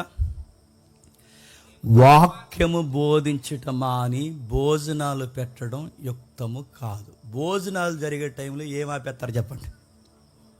ఆపండి పాస్టర్ గారు, 12:30 అయిపోయింది, షుగర్ బీపీలు ఉన్న వాళ్ళు ఉన్నారు, ముందు భోజనాలు పెట్టండి, వాక్యం ఏమైనా ఉంటే తర్వాత చూసుకున్నారు, సిగ్గు లేకుండా అడిగే వాళ్ళు ఉన్నారండి. వీళ్ళు మైకే ఇచ్చేదే మనకు 12కి ఇస్తారు. మైకా వాళ్ళు ఇచ్చేదే 12కి 1 గంటకి ఇస్తారు మనకి. ఇచ్చి మళ్ళీ వెంటనే ముగించేయమంటారు. మరి ఇప్పటివరకు ఏం సాగదీస్తారంటే గ్రీటింగ్ ఉండదండి. అందరూ ప్రసంగికులే. ఇక్కడ మైక్ కట్టుకుంటే అందరూ మైక్ టైసన్లే, వదలడు. నా ముందు ఒక ఆయనకి ఇచ్చారు, సిఐ ప్రెసిడెంట్ సర్కిల్ ఇన్స్పెక్టర్ గారు, ఎవరైనా అడగండి, ఎక్కడ పని చేస్తున్నాను అడగండి. నా ముందు ఆయనకి ఇచ్చారు. అప్పుడు శ్రీకాంత్ నేను వెళ్ళాం అనుకుంటా, వెళ్ళాం వాక్యం చెబుతున్నా, నెక్స్ట్ నేను చెప్పాలి. నాకు మైక్ నైట్ 8 గంటలకు ఇచ్చాడు తెలుసా. ఆయన గ్రీటింగ్ చెప్పమని ఇస్తే, పెద్ద మనిషికి గ్రీటింగ్స్ చెప్పమని ఇస్తే నైట్ 12:30కి ఇచ్చాడు నాకు మైకు. ఇది గ్రీటింగ్ కాదు, ఇది కోటింగ్. ఇన్ని గంటలు చెబుతావా, నీకు 10 గంటలకు మైక్ ఇస్తే ఆగడే. పబ్లిక్ సపోర్ట్లు కూడా ఎత్తున్నారు మధ్యలో. పబ్లిక్ సపోర్ట్లు కొడుతున్నారంటే ఏంటి? ఆపేమని ఆయన కొడుతున్నాడు అనుకుంటున్నాడు. గ్రీటింగ్స్ చెప్పడం రాదు, టెక్స్ట్ మనీ చెప్పడం రాదు, నడుతున్నాను. సాక్ష్యానికి వాక్యానికి తేడా తెలియదు. మరి ఎందుకు అంటే అడుగుతున్నానండి, చాలా నేరో మైండ్తో ఉన్న బిలీవర్స్ ఈరోజు క్రిస్టియానిటీలో ఎక్కువైపోయారు. ఇదంతా ట్రెడిషనల్ వ్యక్తిని వీళ్ళు ఏమనుకుంటున్నారంటే, మేము దేవుడి కోసం చాలా బాగా బతికేస్తున్నాను, జెరాక్స్ కాపీలా కనబడతారండి ఈ వాక్యం తలగొలిస్తే. అందుకే 2 నిమిషాలు ఎవడైనా మాట్లాడుతుంటే ఆడి స్టఫ్ ఏంటో అర్థమైపోద్దండి. ఎవరైనాతో మాట్లాడుతుంటే వాళ్ళ భక్తిలో ఉన్న స్టఫ్ ఏంటో మనకు అర్థం. 2 నిమిషాలు వాళ్ళతో మాట్లాడితే వాళ్ళు తెలిసిపోద్ది, నవ్వు వస్తుంది వాళ్ళ మాటలకి. ఎవరు తన స్పీకర్ మాట్లాడుతుంటే అతను ప్రేయర్ చేసే విధానం తెలిసిపోద్ది, ఆయన వాక్యాన్ని ఏ విధంగా అర్థం చేసుకున్నాడో. అందుకే మీకు చెప్తున్నాను, మనలో ఎవరు అలా ఉండడానికి వీల్లేదు. మన వాక్యాన్ని వివరించాలి, నేర్చుకోవాలి. 6వ అధ్యాయంలో పెద్దలు అంటున్నారు, మేము భోజనాలు పెట్టడం దగ్గర ప్రధాన పాత్ర కాదు, మాకు దేవుడు అప్పగించిన గొప్ప పాత్ర ఏంటంటే వాక్యం బోధించాలి. ఈరోజు చూడండి, భోజనాలు ఎట్టుకుంటారు, భోజనాలు ఎట్టుకుని ఆ భోజనాల దగ్గర నిలబడతారు. ఈ పెద్దలు ఎవరు ఎల్డర్స్ ఉంటారు కదండి, ఈ ఎల్డర్స్ అందరూ కలిసి ఏం చేస్తారంటే, ఇప్పుడు నేనే చర్చ్ ఎల్డర్కే ఎల్డర్ని నేను ఎల్లింగిల్ చేయడానికి అక్కడ వస్తాను, ఎలా తిరుగుతాను, తిరిగి ఆ బకెట్ పక్కనెట్ అన్నా, బకెట్ అదే పెరుగు బకెట్ పక్కనెట్ ఉన్నాయి కదా, కోడికి లోపల ఉంటారు. కోడికి చెప్పండి, మా ఆశ స్లాంగ్ ఉంది చెప్పండి, సాల్తీలు ఫ్రై పక్కనెట్టు మన బ్యాచ్ వస్తారు అన్నారు. పెద్దలందరూ భోజనాలు ఇదే ఆడవాడండి. వాళ్ళకి పెరుగు బకెట్లు దాగేస్తారు, కూర బకెట్లు దాచేస్తారు, సాంబార్ కూడా ఏం చేస్తారు అంత. సాయంత్రం మీద వేసుకుని తొలుతారా? వాక్యం దగ్గర ఉండదు, వాక్యాలు వినరు. అందుకే పేతురు, యోహాను, యాకోబులు, అపోస్తలులు అందరూ అన్నారు, ప్రథమ స్థానము వాక్యం. భోజనాలు జరుగుతాయి కానీ వాక్యం ప్రథమ స్థానం. మీరు ఎక్కడ బైబిల్ మీరు చూడండి, వాక్యం. త్వరగా ముగించేద్దాం. మరలా అపోస్తలుల కార్యం 1వ అధ్యాయం 8వ వచనం ఒకసారి తీయండి, త్వరగా ముగిద్దాం. అపోస్తలుల కార్యం 1వ అధ్యాయం 8వ వచనం.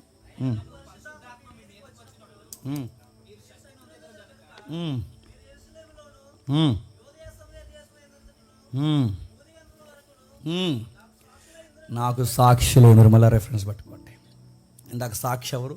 పామరుడైన పేతురు. ఈ రిఫరెన్స్కి మరొక సాక్షి ఎవరో తెలుసా? స్టెఫను. ఆ రిఫరెన్స్కి ఆయన సాక్షిగా నిలబడ్డట. దాని నెరవేర్పు మనకు కనబడుతుంది. చూడండి 7వ అధ్యాయం 1వ వచనంలో ఒక్కసారి 7వ అధ్యాయం 1వ వచనం చూడండి. ప్రధాన యాజకుడు ఈ మాటలు నిజమేనని అడిగాను. అందుకు స్టెఫను చెప్పినదేమనగా, సహోదరులారా, తండ్రులారా వినుడి. మన పితరుడైన అబ్రహాం ఆరానులో కాపురం ఉండక మునుపు మెస్సొపొతేమియాలో ఉన్నప్పుడు మహిమగల దేవుడు అతనికి ప్రత్యక్షమై, నీవు నీ దేశము, నీ స్వజనుల దేశము రమ్మని, నేను నీకు చూపించబో దేశముకు రమ్మని అతనితో చెప్పును. ఎంత బాగా మొదలెడతాడు చూడండి. ఒక పామరుడైన పేతురు గారు తనను గురించి సాక్ష్యం చెప్పకుండా ప్రభువు గురించి సాక్ష్యం చెప్పి 3000 మందికి ప్రభువుగా వారి గుండెల్లో ఒప్పించి స్థిరపరిచాడు. ఇప్పుడు స్టెఫను గారు ఆ 1వ అధ్యాయం 8వ వచనానికి ఆయనకి నెరవేర్పుగా ఇప్పుడు ఆ స్టెఫను గారు ఎవరైతే ఉన్నారో 7వ అధ్యాయం నిలబడితే ఇప్పుడు ఆయన సాక్ష్యం చెప్తున్నాడు. ఆయన సాక్ష్యం ఏం చెప్తున్నాడు? స్టెఫను గారు, నాకేదో వంటల పని అప్పగించారు, ఆ సాంబార్ ఎత్తు తిరిగేవాడిని, అలాంటి సామాన్యమైన నన్ను దేవుడు నన్ను పిలిచి ఇంత గొప్పగా ఈరోజు ఇదిగో ఇలా వాక్యం చెప్పిస్తున్నాడు, ఇదంతా దేవునికి మహిమ కలుగును గాక అన్నాడా?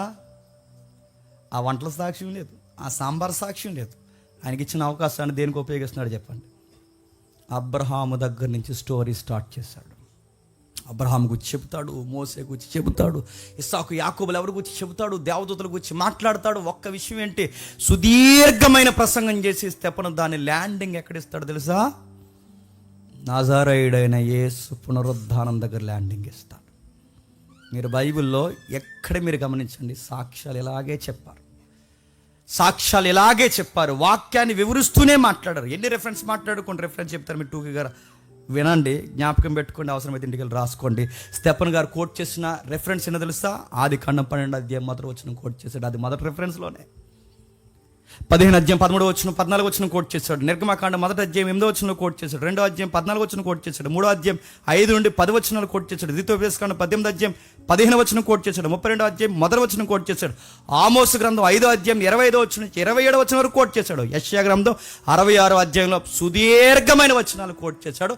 ఇన్ని వచనాలన్నీ ఆయన కలగలిపి లేఖనాన్నే చెప్పండి వివరణాత్మకంగా వివరిస్తే స్టెఫన్ గారు ప్రసంగం ఎవరికి తాకిందో లేదో నాకు తెలియదు, కానీ ఒప్పక తప్పక గుండెల్లో దాచుకున్న ఒక మతోన్మాది ఉన్నాడు. ఆ మతోన్మాది పేరు చెప్పండి, సౌలు ఔర్ పౌలు. లేఖనాలు వివరిస్తేనే మాట్లాడతారు, లేఖనాలు వివరిస్తేనే మారుతారు. అందుకే పేతురు కానీ, యోహాను కానీ, స్టెఫన్ గారు కానీ వీళ్ళందరూ వాక్యాలు బోధిస్తూ బోధిస్తూ బోధిస్తూ బోధిస్తూ బోధిస్తూ ప్రజలను మార్చారు. ఇది సాక్ష్యం. ఈరోజు సాక్ష్యాలు ఏం చెప్తున్నారు చెప్పండి. చెప్పకూడదు, ఎందుకంటే లైవ్ వెళ్తున్న మళ్ళీ ఆ చెల్లెళ్ళు అక్కలో చూస్తే బాధపడతారని చెప్పట్లేదు, కానీ జస్ట్ ఇంటికి చూడలేస్తారు. ఎందుకంటే ఎంతకంత వాళ్ళు మారాలి, వాళ్ళు మార్చాల్సిన బాధ్యత మనకు ఉంది.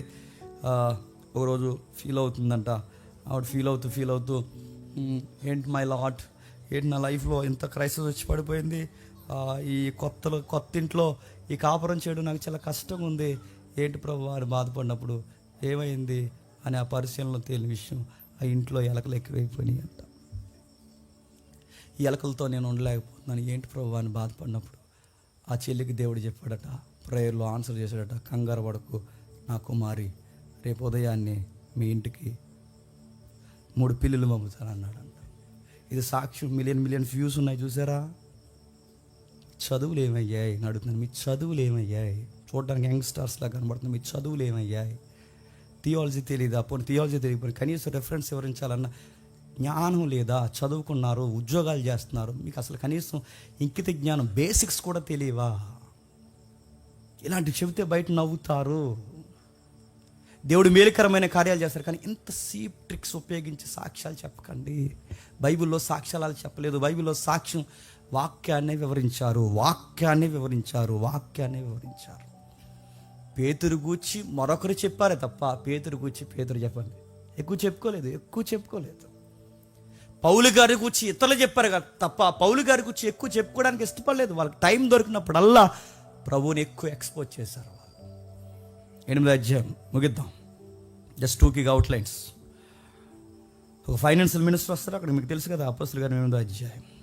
కందాకే కింద ఇథియోపియా. అక్కడి నుంచి కందాకే అని ఒక రాజ్యం, కాండస్ అంటారు ఇప్పుడు దాన్ని.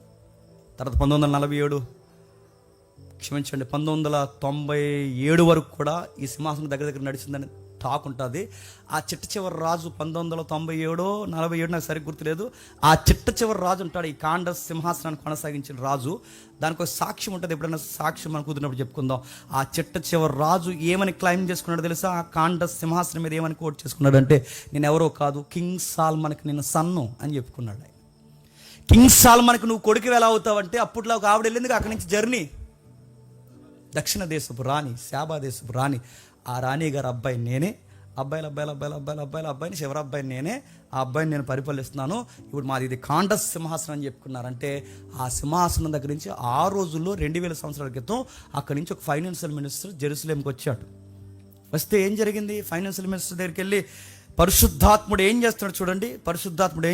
పిలుపుని పిలుచుకుని వచ్చి ఆ పిలుపుని మాట్లాడమన్నాడు. పిలుపు పరిగెడుతూ మాట్లాడుతుండగా ఫైనాన్షియల్ మినిస్టర్ ఏం చేస్తున్నాడు చెప్పండి? లేఖనం చదువుతున్నాడు. ఇప్పుడు చెప్పండి, ఫైనాన్షియల్ మినిస్టర్ని మార్చాలి అంటే ఏం చెప్తే మారుతాడు? ఫైనాన్స్ చెప్తే మారుతాడా? అర్థమెటిక్ చెప్తే మారుతాడా? రీజనింగ్ ఇంకేమున్నాయి, మ్యాథ్స్ ఏమని చెప్తే మారుతాడా? వాడికి ఏం చెప్తే మారుతాడు? ఫైనాన్షియల్ మినిస్టర్ రాష్ట్ర బడ్జెట్ లెక్కలు మాట్లాడతాడా? దేశ బడ్జెట్ లెక్కలు మాట్లాడతాం, ఫారిన్ బడ్జెట్ లెక్కలు తెచ్చి అయ్యా అక్కడ ఎలా అమలు చేస్తున్నారు, మనం ఎలా అమలు చేద్దాం, మీకు కూడా పేరు వస్తుందని అక్కడ బడ్జెట్ ఇక్కడ డౌన్లోడ్ చేస్తే మారుతాడా? వాడికి ఏం చెప్తే మారుతాడు? ఫైనాన్షియల్ మినిస్టర్ మార్చాలంటే వాడికి ఏ లాజికల్ చెప్తావు? ఏ బడ్జెట్లు చెప్పలేదు, అతనికన్నా తెలివితేటలు మనకు లేవు బడ్జెట్లో. అతనికి తెలిసినంత ఆ ఆర్థిక శాఖ లావాదేవీలు మనకు తెలియవు, ఆ సెన్సస్ మనకు తెలియదు, ఆ షేర్ మార్కెట్ని దేశం యొక్క తలసరి ఆదాయాన్ని ఎలా పెంచాలో మనకు తెలియదు. వాళ్ళకి తెలుసు ఆ లెక్కలు, ఆ లెక్కల్లో దిట్టల వారు. వాళ్ళకి ఏం చెప్తే మారుతారు? దేవుడికి తెలుసు ఏం చెప్పకూడదు, ఒకే ఒకటి చెప్పాలి, దాని పేరు వాక్యం చెప్పాలి. ఇప్పుడు చెప్పండి, ఫిలిప్ గారిని పంపించి లెక్కలు చెప్పించలేదు, ఫిలిప్ గారిని పంపించి అర్థమెటిక్ రీజనింగ్ చెప్పించలేదు, ఫిలిప్ గారిని పంపించి హిస్టరీ ఏది కోట్ చేయలేదు, ఫిలిప్ గారిని పంపించి యెషయా గ్రంథం 53వ అధ్యాయాన్ని వివరించాడు. దెబ్బక మారిపోయి ఏం చేశాడు చెప్పండి? ఫైనాన్షియల్ మినిస్టర్ బాప్టిజం తీసుకున్నాడు. ఇప్పుడు చెప్పండి, మినిస్టర్ మారాలన్నా, పిఎం మారాలన్నా, సీఎం మారాలన్నా, ఎమ్మెల్యే మారాలన్నా, పార్లమెంట్ మెంబరు ఎవరైతే ఉన్నారో ఎంపీ మారాలన్నా, ఎవరు మారాలన్నా, వాడు సొసైటీలో వాడు ఎంత స్టార్డమ్ ఉన్న యాక్టర్ అయినా ఎవడైనా మారాలంటే దానికి సూత్రం వాడు చెప్పండి. వాక్యాన్ని వివరించు. నీ సోది చెప్పుకో, నీ గుచ్చి చెప్పుకో, నువ్వు ఎక్స్పోజ్ చేసుకోకు, నువ్వు హీరోలాగా ఏదైతే ఉందో నీ సాక్ష్యాన్ని వెలువరించుకోకు. ఆ రోజుల్లో నేను ఇలా ఉండేవాడిని, ఇలా జరిగింది, ఇంత కష్టాల మధ్య నేను ఎదిగాను, నా దేవుడిని ఇంత బ్లెస్, చాలు ఈ సినిమా స్టోరీలు చాలు, ఇక చెప్పుకో. మీరు చూడండి, ఎవరు టెస్ట్, బయట వాళ్ళు టెస్ట్ మళ్ళీ చెప్పుకుంటారు, వాళ్ళ సక్సెస్ రేటింగ్ టెస్ట్ మని చెప్పమంటే, బయట వాళ్ళు వాళ్ళ సక్సెస్ ఎలా అయ్యారు చెప్పమంటే ఏం చెప్తారు చెప్పండి? ఆ రోజుల్లో మన ఆటో తోలేవాడు, ఆ రోజుల్లో మనం రిక్షా దొక్కేవాడు, ఆ రోజుల్లో ఇలా జరిగింది, ఆ రోజుల్లో ఒక పూట తినకి ఎలా ఉంటే అనగానే మనం ఇలా అమ్మమ్మో అని ఏడ్చేసి, అయ్యో ఇలా ఎదుగా బిడ్డ అని చెప్పేసి ఇవన్నీ ఏడ్చేస్తే ఓకే, అది బయట వాళ్ళకి చెల్లుద్ది, వాళ్ళు అలా సక్సెస్ అయ్యారని. కానీ మనకు చెల్లదు. మన విట్నెస్ ఏడు చెప్పినా, మన సాక్షి ఏడు చెప్పినా వాక్యాన్ని వివరించాలి. ఆ వాక్యాన్ని వివరిస్తే, ఫిలిప్ గారి వాక్యాన్ని వివరిస్తే ఒక్క అధ్యాయానికి ఎవరు పట్టబడ్డారు చెప్పండి? ఆర్థిక శాఖ మంత్రి దొరికేశాడు. ఒక అధ్యాయం వివరిస్తేనే ఆర్థిక శాఖ మంత్రి దొరికితే, బైబిల్ని అలా వివరించుకుంటూ వెళ్ళిపోతే ఎంతమంది మంత్రులు దొరుకుతారు, ఎంతమంది అధికారులు మారుతారు, ఎంతమంది క్లాసిక్ పీపుల్స్ మనం పట్టుకోవచ్చు. ఒకసారి మీరు గమనించండి, ఇంతమందిని మనం వడబోసి వలలోకి లాగాలి అంటే మన వనలో ఉండాల్సింది ఒకే ఒక్కటి శక్తి చెప్పండి, వాక్యము. వాక్యం వాక్యం అందుకే ఇక్కడ ఎవరికైనా ప్రసంగం చెప్పాలంటే క్వాలిఫికేషన్ ఒకటే చెప్పండి, బైబిల్ మీద గ్రిప్ ఉండాలి. వాళ్ళే చెప్పాలి. ఇక్కడ చెప్పండి, మీ సాక్ష్యం చెప్పి కలిపి చెప్పండి సహోదరులారంటే, లేదు అంత టైం లేదు ఇక్కడ, సాక్ష్యాలు వద్దని నేను అంటలేదు, కానీ విలువైన సమయాన్ని సాక్ష్యాలకి చెప్పండి, ఉపయోగించవద్దు. ఇంకా త్వరగా నేను ముగించేస్తున్నాను. చివరిది ఆ 10వ అధ్యాయం మీరు ఇంటికి వెళ్ళిన తర్వాత చదవండి.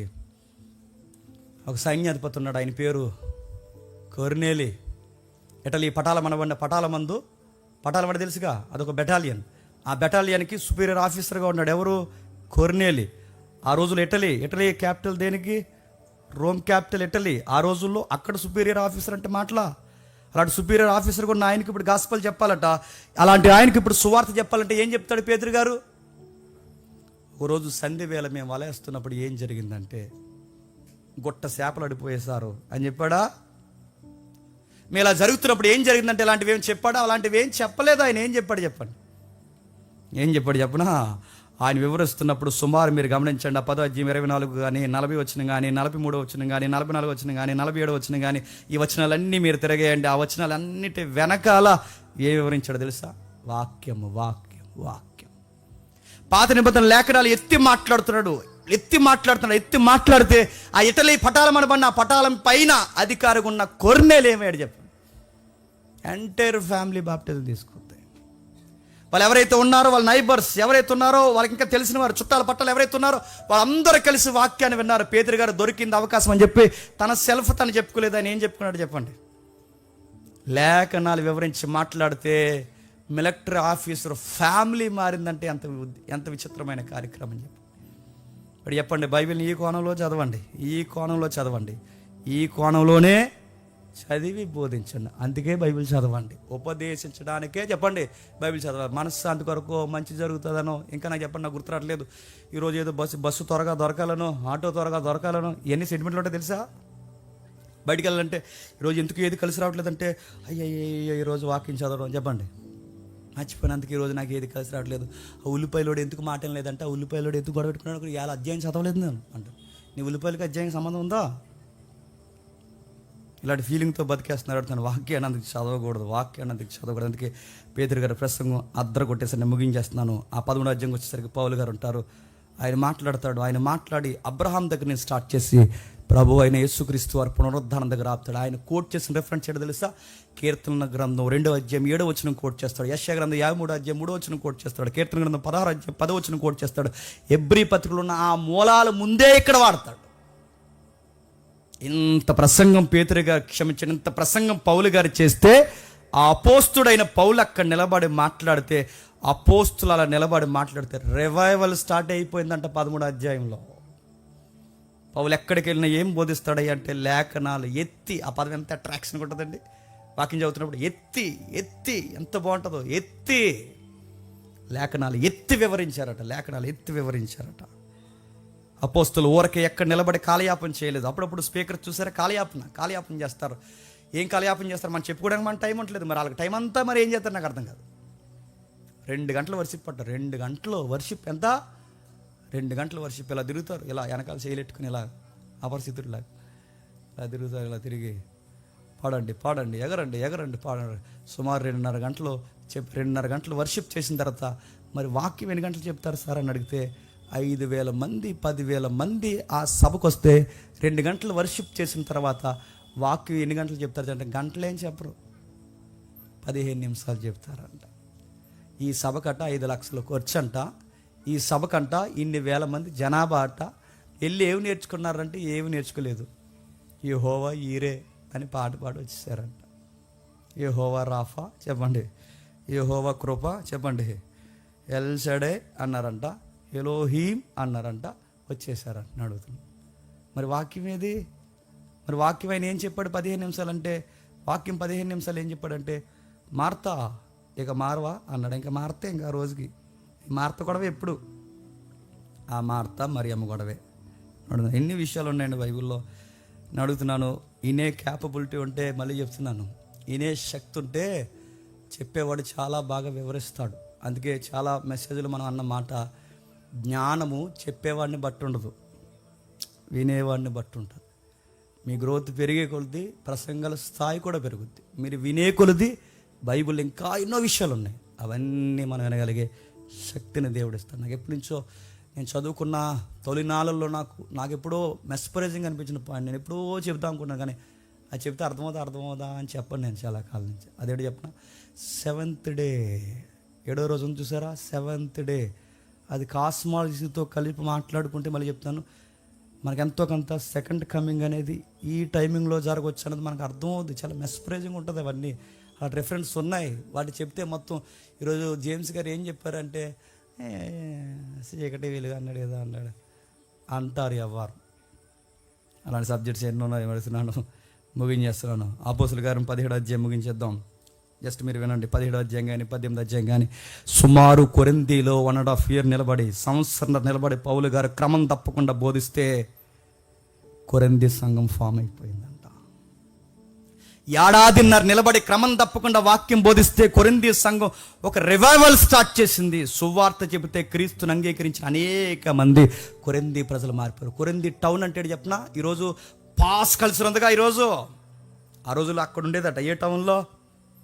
వెచ్చలవిడి పాటలు, ఇంకా కొన్ని మాటలు చెప్తున్నాను. ఈ అబ్యూజ్ లాంగ్వేజ్ ఉందో చూసారా, కొన్ని మాటలు నేను చెప్పకూడదు. ఈ మాటలన్నీ ఆ రోజులలో వాడేశారు వాళ్ళు. ఈరోజు ఎవ్రీడే బతుకుండగానే ఎంజాయ్ ఎవ్రీడే ఎంజాయ్ అంటున్నారు చూసారా. ఈ ఫిలాసఫీ ఎక్కడ అనుకుంటున్నారు? ఆ రోజులలో వాడారు. తిందుము, త్రాగుదము, తిరుగుతాం, రేపు చనిపోదాం కనుక ఎవడు చూసి వచ్చాడు? ఈరోజే చెప్పండి, తిందాం, తాగుదాం, ఎగురుదాం అని ఫిలాసఫీకి పెట్టింది పేరు. ఆ రోజుల్లో సామెత ఉండేదట, మరి మంచిగా ఎంజాయ్ చేసి పాడైపోవాలంటే ఎక్కడికి వెళ్ళాలరా అంటే ఆ రోజుల్లో గొప్ప సామెతని చెప్పిన, కొరింథీ పోదాం రండ్రా అని చెప్పుకునేవారట. కొరింథీ పోదాం రండ్రా అని చెప్పుకునే అలాంటి టౌన్లో సంఘం కట్టాడంటే ఏం చెప్పి సంఘం కట్టుంటాడు చెప్పండి? వాక్యం. ఈరోజు ఢిల్లీ కానీ, ముంబై కానీ, హైదరాబాద్ కానీ ఎంత అడ్వాన్స్గా ఉన్నాయండి ఈరోజు కల్చర్లో. గొప్ప సంఘాలు ఉన్నాయి, పెద్ద సంఘాలు ఉన్నాయి, నాయకులు ఉన్నారు, వాక్యం చెప్పట్లేదు. అలాంటి పబ్లిక్ని మార్చాలంటే వాళ్ళకి ఏం చెప్తావు? అలా డీసోలు చూసినట్టు ఇక్కడ ఒక సో వేస్తున్నారు. ఇప్పుడే చూసిన వీడియో, అలా డీసో చేసినట్టు ఇక్కడ ఒక సో, అక్కడ ఏదో ఎంటర్టైన్మెంట్ ప్రోగ్రామ్, ఇక్కడ జబర్దస్త్ షో, అక్కడేదో నాటకాలు వేస్తారు. ఇక్కడ కూడా మన వాళ్ళు చిన్న చిన్న స్కిట్లు. వాక్యమేది టెస్ట్ మనీ రికార్డ్ చేశారట. అప్పట్లో ఇంట్లో ఉండేవారు, ఇప్పట్లో చెప్పండి ఈ ఇంట్లోకి వెళ్ళారు. ఇది మళ్ళీ వీడియో రికార్డు. మరి ఈ ఫోటోలను ఎక్కడ గ్యాదర్ చేస్తున్నారో తెలియదు. ఆ వీడియో మళ్ళీ స్క్రీన్ మీద వేయడం, ఇవన్నీ చూసే మీకు అనిపిస్తుంది, ఆహా ఈ చర్చికి వస్తే ఈ ఇంట్లో నుంచి చెప్పండి ఆ ఇంట్లోకి వెళ్తామన్నమాట. వెళ్తారు కంగారు, అందరూ వెళ్తారు. మీరు అందరూ పెద్దిల్లు ఉంది మీకు. ఇలాంటివన్నీ చెప్పుకుంటున్నాను, అడుగుతున్నాను. ఏది ఆయన మాట్లాడాడు. అపోస్తుల కార్యములు 18వ అధ్యాయం, నేను వివరిస్తున్నాను 18వ అధ్యాయం. ఆయన లేఖనాలు ఎత్తి మాట్లాడితే ఎంత ఉద్యమం వచ్చింది. సుమారు 19వ అధ్యాయం 8 నుంచి 20 వరకు సుమారు 3 నెలలు గడిపాడట. అక్కడ 3 నెలలు గడిపితే మీరు గమనించండి, 3 నెలల వాక్యం చెబితే ఎంత ఉద్యమం వచ్చింది తెలుసా? మాంత్రికులు మారిపోయారు. బ్లాక్ మ్యాజిక్ మీకు తెలుసు కదా. ఈ చేతబడి చిల్లంగి ఏవైతున్నావో వీటన్నిటిని గుచ్చి ఆ రోజుల్లో బుక్స్, పెద్ద పెద్ద బుక్స్ ఉండేవట. నిజంగానే పుస్తకాలు ఉండేవట. ఆ రోజుల్లో రాశారట. ప్రాక్టీసులు ఉన్నాయి అక్కడ. చాలామంది ఏమన్నారంటే దయ్యాలు ఉన్నాయంటారా, లేవంటారంటే క్లాస్ అయ్యి కనబడి చెప్తాను ఉన్నాయో లేదో. ఓ గేమ్ ఉంది, ఆడదాం సరదాగా. ఎవడన్నా ఆడదాం అంటారంటే ఎవడు రావట్లేదు నాకు కూడా. నిజంగానే నేను నమ్మను ఆ గేమ్ని చాలా కాలం క్రితం. కానీ చెప్పినాడు ఏడబ్ల్యూ టోజర్ అంటే మాటలా టోజర్ అన్నాడట. ఇలాంటి చెప్తే మనం ఏమంటారంటే జేమ్స్ గడ దయ్యాలు పోయి ఉండేస్తున్నాడు జనాలకు అంటారు. ఆ రోజుల్లో దయ్యాల విద్య ఉంది, అదొక ప్రాక్టీస్. అంటే దాన్ని పిలుస్తారన్నమాట, దయ్యాన్ని అలా పిలుస్తారు. అది ముగ్గేస్తాడో గొబ్బెం పెడతాడో మనకు తెలియదు, కానీ అక్కడ అందులో కూర్చుని అదొక ప్రాక్టీస్, అది పిహెచ్డి. ఆ రోజుల్లో అది కూడా విద్యట. మనకి ఉపనిషక్తులు ఏ ఉంటాయి అనుకుంటా. ఉపనిషక్తులు నాకు సరిగ్గా గుర్తురావట్లేదు. ఎన్ని ఉపనిషక్తులు ఉన్నాయి? నా బాబులు మీరు నాకు సరిగ్గా ఎప్పుడు చదువుకున్నప్పుడు ఉంది. అందులో దయ్యాల విద్య నేర్చుకున్న ఒక ఉపనిషత్తు ఉంటుంది. దీనికి పురాతనమైనది అక్కడ. ఆ రోజుల్లో ఏదైతుందో ఇది విద్య. ఆ రోజుల్లో చదివేవారట ప్రత్యేకించి ఇన్ని పెద్ద పెద్ద పుస్తకాలు. ఆ రోజుల్లో అది అమ్మితేనంట. ఆ రోజుల్లోనే లక్షల రూపాయల పుస్తకాలంట. అలాంటి గొప్ప పుస్తకాలను రోజు చదువుతుండి ప్రాక్టీస్ చేస్తారు. మరి ఏం చేస్తారంటే పిలుస్తారేమో, వాడిని ఎలా పిలుస్తారో మనకు తెలియదు. రారా రారా రా అని ఎలా పిలుస్తాడు? ఆడు మామూలుగా పిలవకుండానే వచ్చేస్తాడు. ఎవడు? ఆడు మామూలుగా ఊడ్చి అమర్చి ఉండుట చేత చెప్పండి ఆడికంటే మరి 7 చెడ్డవైన దయ్యాలను తీసుకుని వచ్చి వస్తున్నా అన్నాడంట. ఆడు మామూలుగా ఎవడన్నా మారితేనే వాడిని ఎలా చెడగొట్టాలో చూస్తాడు. అలాంటిది ఊడ్చమ్మని వాడిని ఇంకా చెడగొడతాడు. అలాంటిది ఆడికి గొబ్బం పెట్టి ముగ్గెట్టి రా స్వామి అంటాడు. రాకుండా ఉంటాడా? వస్తున్నాను బేబీ అంటాడు. రాడు, ఖచ్చితంగా వస్తాడు. అలాంటి ప్రాక్టీసులు వాళ్ళు చేసేవారట, అలాంటివన్నీ జరిగించేవారట. అదేంటో మనకు తెలియదు. ఆ టైంలో ఇలాంటి మాంత్రికులను మార్చాలంటే ఏం చెప్తే మారుతారు చెప్పండి? ఏం చెప్తే? మనం మంత్రాలు చెప్తే మారుతారా? మీ మంత్రాల కన్నా మా మంత్రాలు గ్రేటర్ అబ్బాయి రా అని, ఇదిగో యేసు రక్తము చెప్పండి జై అంటే ఆడు మారుతాడా? అది ఏదో చెప్తారు కదా, ఓం భీం. మనకేమున్నాయి చెప్పండి మంత్రాలు? మనకున్నాయి తెలుసా మంత్రాలు? మనోళ్ళు మంత్రాలు చెప్తారు కదా, యేసు నామం, యేసు రక్తం. ఇంకా చెప్పండి, నాకు గుర్తురావట్లేదు. చెప్పండి ఏదో బాగా చెప్పు. ఇలాంటి మంత్రాలు ఏవో చెప్తారు నడుతుంది. మనోళ్ళు కూడా ఆ మంత్రం కన్నా ఈ మంత్రం గొప్పదని మంత్రాల్లోని మార్చాలంటే మంత్రాలు చెబితే మారతారా? మంత్రాలకి సింతకాయలే రాలో. అలాంటిది ఆడు మారతాడా? మారరు. మరి ఏం చెప్పి మార్చారు పేతురు పౌలు గారు అంటే 19వ అధ్యాయం మీరు ఇంటికి వెళ్ళారు చదవండి. 8 నుంచి 20 వరకు నాన్ స్టాప్గా ఆయన వాక్యం మాట్లాడితే మాంత్రికులు మారిపోయి దయ్యాలు వచ్చన్నాయట. మీరెవరు? యేసు నామమున వచ్చిన పౌలు బోధకులారా మీరు మాకు తెలుసు అన్నారంట. వాక్యం చెబితే మారిపోయారు. వాక్యం చెబితే మాంత్రికులు మారిపోయారు. ఆ ఊరంతా సుమారు 2 సంవత్సరాల్లో గొప్ప ఉద్యమం వచ్చింది. ఆ తర్వాత మీరు కిందికి వచ్చిన తర్వాత చదవండి. ఆ వాక్యము 2 సంవత్సరాలకు నిలబడి మాట్లాడితే అర్తిమీదేవి గుడి సేక్ అయిపోయిందంట. అర్తిమీదేవి డయానా టెంపుల్ తెలుసుగా. అర్తిమీదేవి గుడికి వెళ్ళే ప్రజలు మారిపోయి గుడికి వెళ్ళేవారు. 7 వండర్స్, ఓల్డ్ 7 వండర్స్లో వన్ ఆఫ్ ది వండర్ ఏంటి? ఇదే అర్తిమీదేవి టెంపుల్. అలాంటి టెంపుల్కి వెళ్తున్న వారు కూడా మారిపోయి ఇప్పుడు పౌలు గారి దగ్గర సంఘంగా కూర్చున్నారంటే ఏం చెప్పి మార్చాడు చెప్పండి? వాక్యము వాక్యము వాక్యము వాక్యము. దొంగలు మారిపోయారు, అల్లరి చేసేవారు మారిపోయారు, వేసగాండ్రులు మారిపోయారు, మోసగాళ్ళు మారిపోయారు. వీళ్ళందరినీ ఎలా మార్చాడంటే వాక్యం చెప్పి మార్చేశాడు. ఒట్టే చెబుతున్నాను, ముగిస్తాను. ఇంకా ప్రసంగం అంతట్లో పబ్లిక్ ఇష్టమైన మాట అంట. చెప్పండి, ముగిస్తున్నాం. నిజంగానే ముగిస్తాం. అపోస్తుల గారిని చివరి అధ్యాయం 28వ అధ్యాయం ఒకసారి చూడండి. 28వ వచనం, క్షమించండి, 28వ అధ్యాయం. అపోస్తుల కార్యం 28వ అధ్యాయం చివరి వచనాలు చూద్దాం ఒకసారి. 31వ వచనం.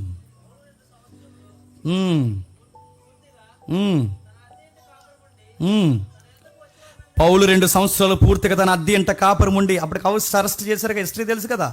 ఈ రిఫరెన్స్ మనం చదివే సమయానికి పౌలు గారికి అరెస్ట్ వారెంట్ ఇచ్చి అరెస్ట్ చేశారు. ఆయన ఇంకెక్కడికి వెళ్ళకూడదు. అరెస్ట్ వారెంట్ టైంలో కూడా అద్దింట్లో ఉండి ఏం చేస్తున్నాడు చెప్పండి? 2.5 సంవత్సరాలు నాన్ స్టాప్గా తన యొద్దకు వచ్చి వారిని అందరినీ సన్మానించి, ఏ ఆటంకము లేక సంపూర్ణ ధైర్యముతో దేవుని రాజ్యమును గురించి ప్రకటించుచు, ప్రభు అయిన యేసుక్రీస్తును గురించిన సంగతులు బోధించుచూ ఉండెను. అపోస్తల కార్యంలో ఉన్న బ్యూటీ ఏంటి చెప్పనా? బోధించుచూ ఉండెను. ముగియలేదు పుస్తకం, గుర్తుపెట్టుకోండి. అపోస్తల కార్యముల యొక్క అందం ఏంటో తెలుసా? బోధిస్తూ ఉండెను అంటే దాని అర్థం ఏంటి చెప్పనా? ఆ బోధన ఇంకా పరిశుద్ధాత్ముడు చెప్పండి కొనసాగిస్తూ ఉండెను. అందుకే అపోస్తల కార్యం ముగియదు. అపోస్తల కార్యం పుస్తకం ముగియదు. ఎందుకు చెప్పనా? ఆ బోధన కొనసాగించే బాధ్యత ఎవరికి ఇచ్చాడు చెప్పండి? నీకు, నాకు, మన భుజాల మీద పెట్టాడు. అపోస్తుల కార్యం బోధించుచు ఇంకా బోధిస్తున్నారంటే ఇంకా బోధిస్తున్నారు. అపోస్తులు నడిపించిన ఆ పరిశుద్ధాత్ముడే, అపోస్తులను వాడుకున్న ఆ పరిశుద్ధాత్ముడే నిన్ను నన్ను వాడుకుంటాడు. ఇంకనూ బోధిస్తాడు. పరిశుద్ధాత్మను పొందుకున్న వారు ఏం చేస్తారంటే ఓగరు. పరిశుద్ధాత్మను పొందుకున్న వారు ఏం చేస్తారంటే దయ్యం పట్టినట్టు నేను అక్కడ నుండి వచ్చాను అని అనరు. పరిశుద్ధాత్మను పొందుకున్న వారు ఏం చేస్తారంటే లేఖనాన్ని చక్కగా చెప్పండి వివరిస్తారు. అపోస్తలు చేసిన గొప్ప పరిచర్య లేఖనాలు వివరించారు. ప్రభు అయిన యేసుక్రీస్తు వారు లేఖనాలు ఎత్తి తను కోట్ చేసుకున్నాడు. ప్రవక్తలు, సమయలు, బోధకులు ఎవరైతే మాట్లాడారో అందరూ వాక్యాన్ని ఎత్తి మాట్లాడే వాళ్ళు అన్నారు, ఇదిగో మేము దేవునికి సాక్షులు. ఇప్పుడు చెప్పండి, దేవునికి సాక్షులం అంటే ఎలా సాక్షులం చెప్పండి? వాక్యాన్ని వివరించడమే సాక్ష్యం. ఇప్పుడు బైబిల్ ఎందుకు చదవాలి? ఉపదేశించడానికి చదవాలి. ఎవరి కోసం ఉపదేశించాలి? క్రీస్తుని గురించి ఉపదేశించడానికి చదవాలి. ఆ ఉపదేశిస్తున్నప్పుడు నువ్వు ఎవరికి విట్నెస్గా నిలబడాలి? క్రీస్తుకు సాక్షిగా నిలబడాలి. ఇలా అనే భక్తిని చెప్పండి కొనసాగించాలి. నీ ఉద్యోగంలో నిలబడతావో, నీ చదువులో నిలబడతావో, నీ సంసారంలో నిలబడతావో, నీ సొసైటీలో నిలబడతావు, ఎక్కడ నిలబడతావు నిలబడు. నీ నాలుక మీద రెఫరెన్స్ ఉండాలి. నీ ప్రతి నోటలో రెఫరెన్స్ వివరించే జ్ఞానం నీకు ఉండాలి. ఎక్కడ మాట్లాడినా, ఏ కోణంలో మాట్లాడినా పలానా రెఫరెన్స్ ఏంట్రా అని అడిగినప్పుడు చెప్పగలిగే జ్ఞానం నీకు ఉండాలి. అలానే బైబిల్ చదవాలి. మనశ్శాంతికి బైబిల్ చదవకండి. మానసిక రుగ్మతలు పోతాయని బైబిల్ చదవకండి. బైబిల్ నేర్చుకోవడానికి బైబిల్ని చదవండి. ప్రభు అయిన యేసుక్రీస్తు వారు పలికిన మాటలను దేవుడు నమ్మి మనకి ఇచ్చాడు. ఆ నమ్మకమైన మాటలు మనం బోధిద్దాం. నేను ఎప్పుడో చెప్పిన మాట, నేను కళ్ళని నీళ్ళు పెట్టుకుని చెప్పిన మాట మరలా మీకు ఒకసారి జ్ఞాపకం చేస్తాను. దేవుని కుమారుడు భూమి మీదకి వచ్చి, ప్రభు అయిన యేసుక్రీస్తు వారు భూమి మీదకి వచ్చి ఆయన చేసిన గ్రేటెస్ట్ మినిస్ట్రీ ఏంటనే బైబిల్ని అడిగితే బైబిల్ చెప్తుంది వాక్యము బోధించుచు అనుంది.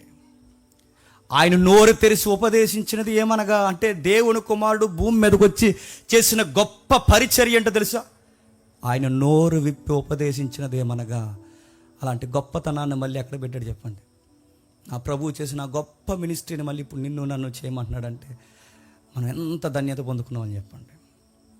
అది నువ్వు చేయట్లేదంటే నీ దేవుడు నీకు అర్థం అవ్వలేదు, నీ బైబిల్ నీకు అర్థం అవ్వలేదు, ఏం భక్తి చేస్తున్నావు నీకు తెలియట్లేదు. నా సాక్ష్యము లేఖనం, నా జీవితం లేఖనము, నా నోరు విప్పితే లేఖనము. నేను లేఖనంలో నుండి ప్రభు అయిన యేసుక్రీస్తు వారిని గురించి వివరిస్తాను. ఉపదేశించడానికే బైబిల్ చదవాలి, సాక్ష్యంగా ఉండడానికి బైబిల్ చదవాలి. ఈ బైబిల్ మీరు అలాగా అర్థం చేసుకోండి, ఆశీర్వాదకరంగా ఉండండి.